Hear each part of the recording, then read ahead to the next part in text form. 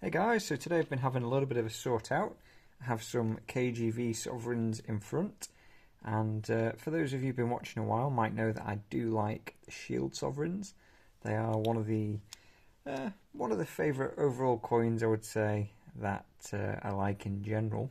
But probably a close second would be the King George V sovereigns. So they are from 1911 to 1932, and with all the different dates and mint marks in combination, there are quite a few different things to look for. So it makes it quite an interesting period of coins to collect from. So here we have in date order the various years. This is the 1924. 1911 is up over there, and I've got a few more just that are in capsules here to show you. I don't actually have my graded coins, so there's not many, but there is a few that are in slabs. This is 1918, I believe, a C mint mark. So 1918 will be down over here. So I've got 3 of those from that year, or maybe I've got some more, but 3 non-slab. This is another 1924. And yeah, a few people ask about capsules on different videos. I do leave some links in the video description if you're interested in the ones I use. But mainly, you know, bullion sovereigns, as you can see, most of them don't live in capsules. I have a few that I do keep in capsules, just like some of the better condition ones. And yeah, most of them are just stored in a normal bullion tube without capsules. So it won't do them any harm if you're just going to leave them there, but you know, if you're going to put them in your pocket in the tube and start running around or something crazy like that, then obviously you don't want them bouncing around. But you know, if you just stick them in the vault, maybe occasionally moving them, shouldn't come to any harm. You know, the vast majority of bullion sovereigns are just that. But obviously, if you've got some numismatic collector pieces or some particularly high premium ones, or you know, proof coins, then obviously treat them accordingly and you know, leave them in their relevant capsules and so on. So this is a 1912.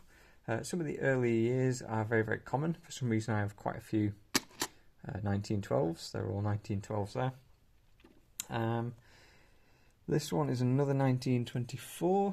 So I did go for a little while just picking them all up as I saw them, as the 1924 was like the last bullion George V date for me to find. It was quite a difficult one to find, so ever since then I just pick them up when I see them. I have, you know, partied with a couple to help out other collectors and things, but in general, you know, I did joke about cornering the market. It was just a joke.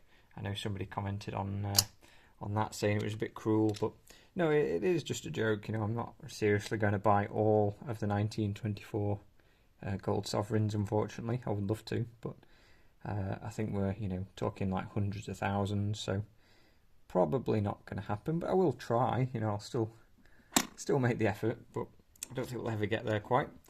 So yeah, the George V sovereigns. One of the reasons I like them, just they are nice and golden in colour, unlike the more modern sovereigns. There is, you know, a good availability of them. They're usually quite common to come across.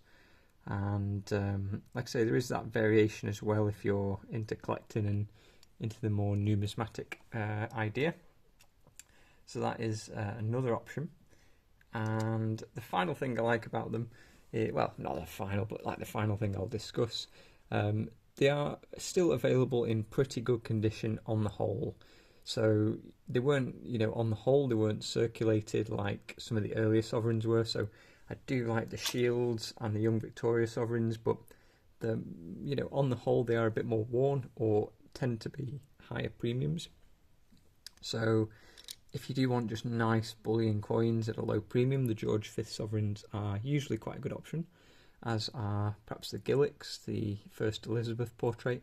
Although recently, actually, I've seen those being quite popular. So, you know, quite a lot of people are going for those Gillicks, especially since QE2 passed a few years ago, as you're listening to the video. But yeah, they have been pretty popular, it seems, and they are a good option because, again, they weren't circulated. And some people like the idea of the newer sovereigns because they've not been around as long, so there's less time for them to be counterfeited. I'm not really. Yeah, I get it, but you know, anything could be counterfeited, so it's perhaps a small reason, but you know, you can test coins that are older, and you know, once you build up some experience with a few testing tools, you can be pretty sure, pretty confident in your stack. So yeah, where I'm going with the George V sovereigns, ultimately, you know, most of these have been picked up at just best value bullion kind of prices.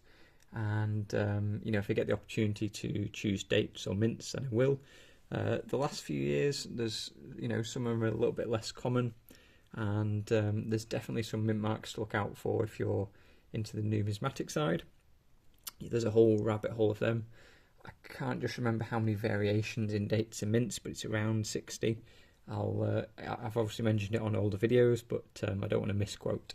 So yeah, there's lots of different coins here, and they're all just George V sovereigns in you know, basic bullion condition, and yeah, lovely, you know, nice golden colour. And we have talked about the latest bullion sovereigns being a bit more sort of shiny, and even though they are in the rose gold colour, they are going to change to apparently a yellow gold sovereign in 2026. So if that does come about, they could still mess it up. You know, the Royal Mint could still mess it up. They could still make it like really shiny, so it might not have this lovely kind of matte finish that you can see shimmering under the light here. So you know, let's see what they do. Let's give them a chance, and hopefully it won't be a total disaster. But I think even so, I still just prefer the older sovereigns when I have the choice.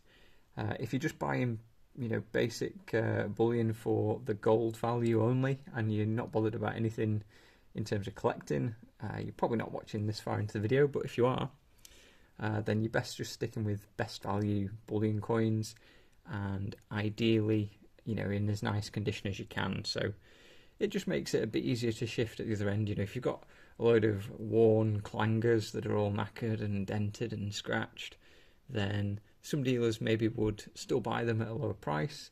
Some would just offer a very low price because they don't want them, or some would just be, you know, literally at scrap value. Whereas something nicer, you know, a good quality, you know, basic bullion coin that's just in nice condition, it's an easy sell to somebody else. So they might be more inclined to take that and at least pay a, you know, a slightly better price. For some dealers, it won't matter whatsoever. Some dealers, you know, they will pay more for a bit more quality.